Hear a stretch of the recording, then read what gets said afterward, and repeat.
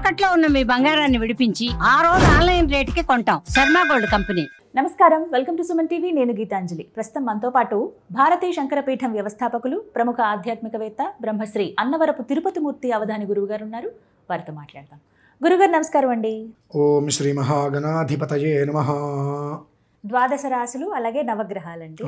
ఒక్కొక్క రాశికి ఒక్కొక్క అధిపతి ఉంటారు గ్రహాలు. అయితే వాటి ప్రభావం కూడా ఆ రాశుల వారిపైన పడుతుంది అని అంటారు. అంటే వారు ఏ నక్షత్రంలో జన్మించిన ఆ నక్షత్రాలు బట్టి కూడా ఎలా ఉంటుందో అసలు విభజించి తెలియచేస్తారా? పూర్తిగా 12 రాశుల వారికి సంబంధించి ఎలా ఉంటుందనేది ముందుగా తెలియచేయండి. నేను ఇప్పుడు ఏదైతే చెప్పానో ప్రతి మనిషికి అదే జరగదని కూడా చెప్తున్నా.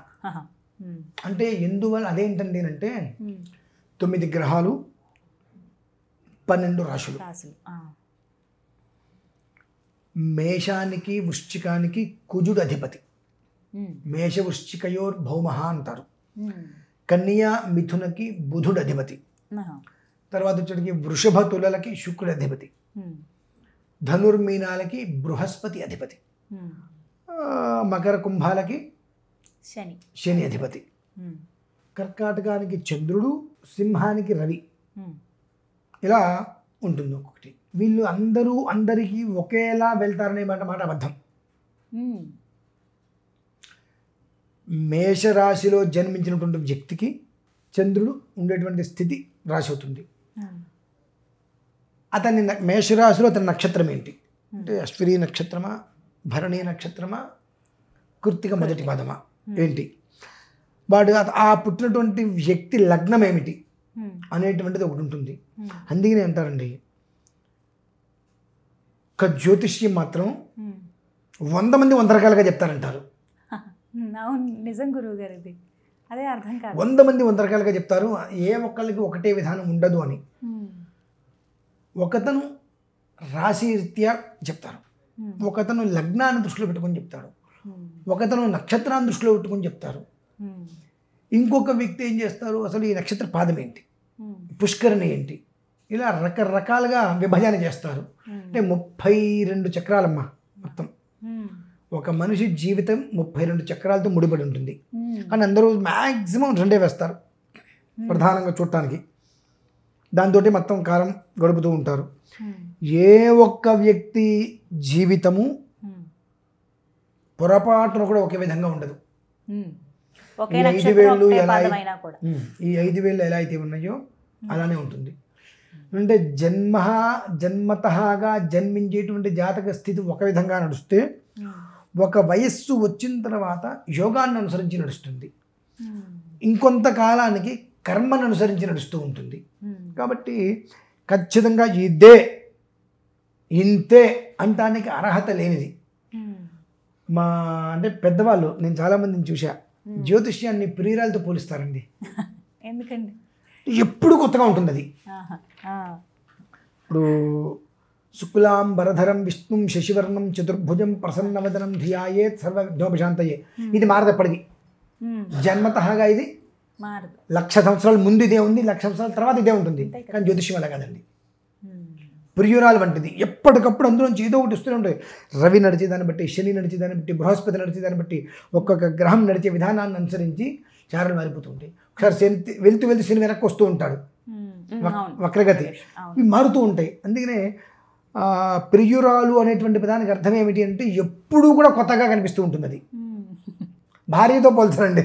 ప్రియురాలు అనేటువంటిది కొత్తదనాన్ని ఎప్పటికప్పుడు మనం ఎంత చూసినా ఇంకో కొత్తదనం అందులో కనిపిస్తూనే ఉంటుంది. దాన్ని జ్యోతిష్యము అంటారు.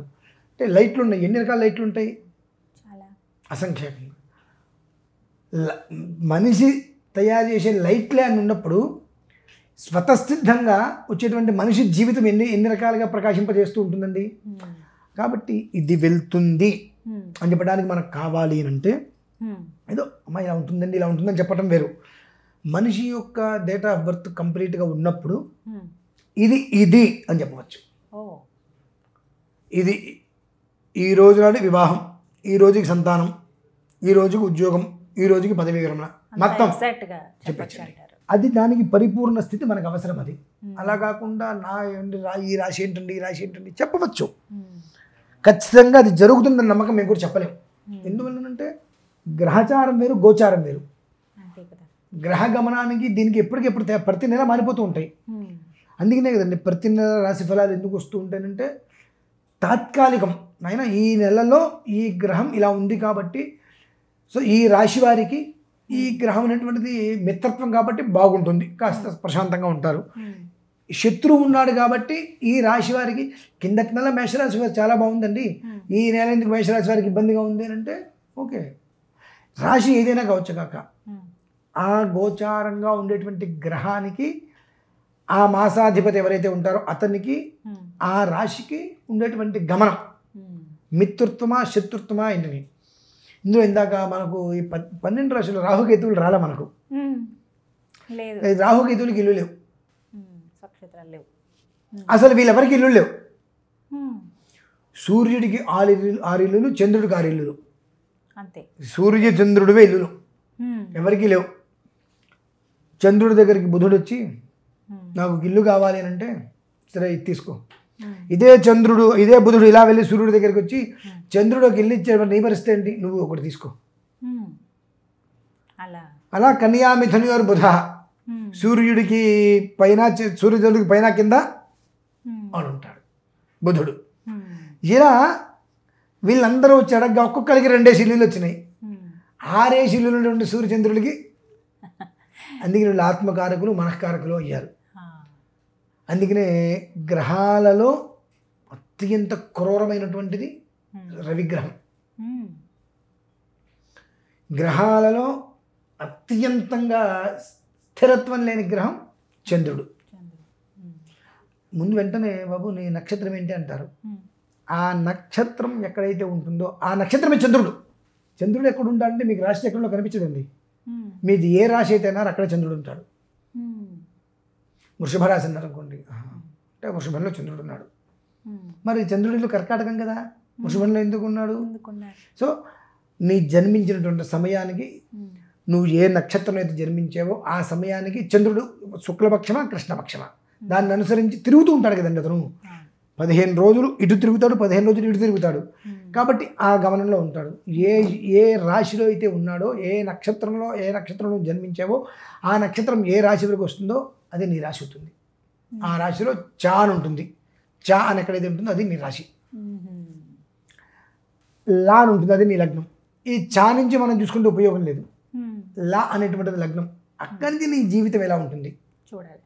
తను స్థానం అంటే మొట్టమొదటి లా అనేటువంటిది నీ స్థానం. నువ్వు ఎలా ఉంటావు, నీ పరిస్థితి ఏంటి, నీ ప్రవర్తన ఏంటి, నీ హైటు వెయిటు రంగు ఎలా ఉంటుంది, నీ కళ్ళు ఎలా ఉంటుంది, నీ మూతి ఎలా ఉంటుంది, నీ ముక్కు ఎలా ఉంటుంది, నీ మనిషి స్వభావం ఎలా ఉంటుంది అనేటువంటిది అందులో వచ్చేస్తుంది. అలాగే 2 ధనస్థానం, నువ్వు ఏ స్థితిలో సంపాదిస్తావు అంటే ఏ మనిషికి ఒకే రకంగా ఉండదండి, ఏ మనిషికి ఒకే రకంగా ఉండదు. ఎందుకంటే 2 ధనస్థానం, ఒకళ్ళకి 2 ధనస్థానం అనేటువంటిది వృషభం రావచ్చు, ఒకళ్ళకి మిథునం రావచ్చు, ఒకళ్ళకి కర్కాటకం రావచ్చు, ఎవరికి ఏదైనా రావచ్చు కాక. అండ్ దాన్ని అనుసరించి అతని తత్వం వస్తుంది. ఇవాళ ఎవరిదో తనుస్థానం కదా అని చెప్పి ఈ జీవితం ఇలా ఉంటుందని చెప్తే ప్రతి ఒక్క మనిషికి తనుస్థానంలో అదే ఉంటుందా? ఉండదు కదా. ఒకదానికి మేషం తను అయింది, మేషరాశి కాబట్టి నాన్న నీ మేషం అంటే నీ లగ్నం, నీ తనుస్థానం ఇలా ఉంటుంది నీ భావం. అలానే మేషలగ్నంలో పుట్టిన వాళ్ళందరూ అలానే ఉంటుందా? ఉండదు. మేషలగ్నంలో పుట్టిన వాళ్ళందరూ అలానే ఉంటుందా? చెప్పేస్తే తప్పే, ఉండదు. ఎందుకు ఉండదు? నీ లగ్నము ఉన్నదేది, లగ్నంలో ఏ గ్రహం ఉంది, నీ రాశి ఏంటి, నువ్వు పుట్టినప్పుడు మహర్దశ ఏంటి, ఇప్పుడు నీ మహర్దశ ఏంటి, వీళ్ళ ముగ్గురికి మిత్రత్వమా శత్రుత్వమా, నీకు పంచమంలో ఎవరున్నారు, నవమంలో ఎవరున్నారు, అంటే నవమం అంటే భాగ్యం అక్కడ ఎవరున్నారు, పంచమం అంటే పుత్రస్థానం అక్కడ ఎవరున్నారు, ఉన్న వాళ్ళకి నీకు ఉండేటువంటి వైరం ఏమైనా ఉందా గ్రహానికి, ఇవన్నీ చూడాలండి. ఇవన్నీ చూస్తే తప్పితే అంటే ఒక మనిషి యొక్క జీవితం గురించి మనం ఇక అయిపోయింది తక్కువలో తక్కువ చెప్పామంటే 8-9 రోజులు పడుతుందండి. తక్కువలో మీకు చెప్పామంటే అంత తొందరగా కాదండి. ఏకాగ్రత, అది మనం రాస్తున్నప్పుడు మనకు ఏ ఆలోచన రావద్దు. నేను చాలామంది చూడండి ముందు ఊరికే ప్రాక్టీస్గా రాసినట్టుగా రాస్తారు, ఆ తర్వాత వివరంగా రాస్తారు, ఎక్కడ కొట్టుబడులు ఉండవు. మామూలుగా కొన్ని ఊరికే ఒక పేపర్ మీద ముందుగా రాసుకోవడానికి వీలుగా రాసేసుకుంటారు, తర్వాత పేపర్ తీసేస్తారు. ఒక మనిషికి ఇవ్వడానికి రాసినప్పుడు మ్యాక్సిమం కొట్టుబడులు ఉండవు. ఎందుకు కొట్టుబడి ఉంది అని అంటే అక్కడ ఏదో దోషం ఉన్నట్టే. అందుకనే మన పూర్వీకులు పెన్ను ఇవాళ అన్నీ కంప్యూటర్లో వచ్చేసేసి పెన్నుతోటి పేపర్ మీద ఎందుకు రాస్తారంటే ఇది ఖచ్చితం, నేను దైవజ్ఞ, నేను రాసిచ్చా, దీనికి మార్పు లేదు, తిరుగులేదంతే. ఇవాళ కంప్యూటర్లు వచ్చినాయి. కంప్యూటర్లో ఎందుకు మార్పు వస్తుంది? లిప్త అంటే సెకండ్, లిప్త విలిప్త కళా కాష్ట పరక అని 5 రకాలు, అంత సెకండ్కు 5 భాగాలు చేసుకోవాలి. అది అవుతున్నాయండి? అవట్లే. మీకు సంవత్సరానికి ఎన్ని రోజులు? 365. మాకు 360 రోజులే సంస్కరింపబడినవి. 7220 సంవత్సరాలు శుక్ర మహర్దశ సంస్కరింపబడింది 360 తోటి. దాన్ని జాగ్రత్తగా లెక్క చేయాలి. ఈ కంప్యూటర్ అంతా కూడా 365, 66 ఇస్తుంది. ఈ 366 ఎప్పుడైతే ఇస్తుందో మొత్తం మారిపోతుంది కదా, మొత్తం మారిపోతుంది. ఒక గంట టైం మారింది అంటే ఇంచుమించుగా 4 సంవత్సరాలు మారిపోతుందండి. అబ్బా, అందుకే అంత సమయం తీసుకుని 9 రోజుల్లో నీకు జాతకం చెప్పగలిగారంటే ఒక మోస్తరి చూసినట్టే. అంత ఇబ్బంది అమ్మా. నేనేదో జాతకం చెప్పేస్తా, నేనేదో కూర్చుంటా అంటే అవ్వదు. దానికి తోడు మంత్రానుష్ఠాన బలం ఉండాలి. దైవజ్ఞానం ఎవరిని అంటారంటే ఈ జాతక విధానంతో పాటు మంత్రానుష్ఠాన శక్తి ఉంటే, గణపతి అనుష్ఠానం కొన్ని మంత్రాలు ఉంటాయి, ఆ అనుష్ఠాన శక్తి ఉంటే ఈ గ్రహాలు పలుకుతాయండి వీళ్ళకి. లేదంటే పంచాంగాలు ఎలా రాస్తారండి? ఈ రోజు ఇది జరుగుతుంది, ఈ క్షణంలో జరుగుతుంది, పంచాంగాలు ఎలా రాస్తున్నారు? ఎక్కడో ఉన్నటువంటిది. ఆ మంత్రసిద్ధి వల్ల వాక్సిద్ధి వస్తుంది. తద్వారా నువ్వు ఒక రాసింది జరిగి తీరవలసింది. అంతటి శక్తి కావాలండి. ఒక విధం గురించి ఒక జాతకం ఇలా అని మనం మాట్లాడాలి అంటే ఈ రాశిది రాశి దాందే ఉందండి, దాందే ఉందంతా, దాందే ఉందండి కాదు. నార్మల్గా మాట్లాడుకోవడానికి మనిషికి వివరం తెలుసుకోవడానికి మనం 100 చెప్పుకోవచ్చు. కానీ లోతుగా వెళ్తున్నంతసేపు, ఇందాక చెప్పాలి ప్రియురాలు అని చెప్పి 32 చక్రాలు వేయడానికి ఎన్ని రోజులు పడుతుందో ఆలోచించుకోండి. ఏది ఒక రకంగా ఉండదండి. రాశి చక్రంలో ఉన్నవేది అంశ చక్రంలో ఉండవు. రాశి లగ్నం వేరు, రాశి చక్రంలో లగ్నం, అంశ లగ్నం వేరు. దీనికి దానికి చూసిన తర్వాత మళ్ళీ ఆరూఢ చక్రం, భావచక్రం అని చూస్తుంది. మెదడు పనిచేయదు, పిచ్చోడైపోతాడు అనిపిస్తుంది అన్ని లెక్కలు రాస్తుంటే. అంటే ఒక మనిషి జాతకానికి సుమారుగా 10 పేజీలు లెక్కలు తీసుకోవాలి. మొత్తం గణితం. ఒక్క అంకె తప్పితే మొత్తం తప్పుతుందండి. మళ్ళీ మొదలుకు వచ్చేస్తారు. ఎంత వాళ్ళ మీద వాళ్ళకి ఎంతగా జాతకం గురించి వివరిస్తారంటే ఏకాగ్రత కావాలి. అనేక రకాలుగా ఏకాగ్రత అనేటువంటిది ఉంటేనే 32 చక్రాలని రాసి మొత్తాన్ని ఒక తాటి మీదకి తీసుకొచ్చి ఓకే ఇది ఎప్పటికైనా దీని స్వభావం ఇంతే అని రాయగలగాలి. రాసి మీకు ఇస్తున్నారంటే అతనికి ఎంత మంత్రశక్తి ఉండాలండి. కాబట్టి ఏ గ్రహానికి ఎవరు అధిపతి అంటే నార్మల్గా మనం చెప్పుకోవచ్చు. సూర్యుడు వచ్చేటప్పటికి సింహానికి అధిపతి అయ్యా, ఆ సింహం ఎలా ఉంటుందంటే ఈ రకంగా ఉంటుంది, ఎర్రగా మెరుస్తున్నట్టుగా కాంతివంతంగా ఉంటుంది. చంద్రుడు వచ్చేటప్పటికి కర్కాటకానికి అధిపతి, మనం వెన్నెల అనుకుంటాము, అడ్డంగా వెళ్తుంది పీత. అంటే చంద్రగమనం సరిగ్గా లేకపోతే మనిషికి స్థిరత్వం ఉండదు. ఎటు వెళ్తున్నాడో, ఏం చేస్తున్నాడో, ఏం చేయాలో కూడా అర్థం కాదు. గుడ్డదు చేలో పడ్డట్టే. పీత ఎలా వెళ్తుందండి? అడ్డంగా చక్కగా వెళ్దాం. ఈ చంద్రం స్థితి బాగాలేకపోతే, చంద్రుడి యొక్క అనుగ్రహం బాగాలేకపోతే ఆ మనిషి అలా వెళ్తాడు. అంటే నార్మల్గా అయితే మనిషి ఎటు నుంచి ఎటు నడుస్తున్నాడు అనేటువంటి విషయం కోసం మాత్రం ఈ గ్రహానికి ఇది అధిపతి కాబట్టి, ఈ గ్రహానికి ఈ రాశి అది ఉంటాడు కాబట్టి ఇందులో జన్మించిన వాళ్ళు ఈ రకంగా వెళ్ళడానికి అవకాశం ఉంటుంది అనేటువంటిది నార్మల్గా మనం చెప్పుకుంటాం. అది నిరూఢిగా చెప్పడం కరెక్ట్ కదండి. ఇది కేవలం రాశి ప్రభావం పట్టుకొని ఇది నిరూఢి అని చెప్పకూడదు.